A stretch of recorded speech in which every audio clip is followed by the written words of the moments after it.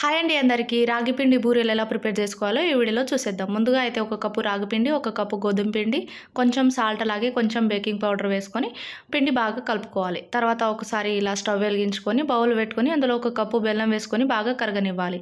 కరిగిన తర్వాత ఇందులోకి 2 టేబుల్ స్పూన్ నువ్వులు, అలాగే కొంచెం ఎండు కొబ్బరి, కొంచెం యాలకుల పొడి, ఒక టేబుల్ స్పూన్ నెయ్యి వేసుకొని ఒకసారి బాగా కలిపి స్టవ్ ఆఫ్ చేసుకోవాలి. తర్వాత ఈ పొడి పిండిలో కొద్దిగా ఇలా వేడివేడిగా ఉన్నప్పుడే ఈ పాకాన్ని ఇందులో వేసి ఒక స్పూన్తో బాగా కలుపుకోవాలి. ఎందుకంటే కాలుతుంది కాబట్టి చేయితో కలపకుండా ఇలా స్పూన్తో బాగా కలిపి ఒక 2-3 గంటలు పక్కకు పెట్టేయాలన్నమాట.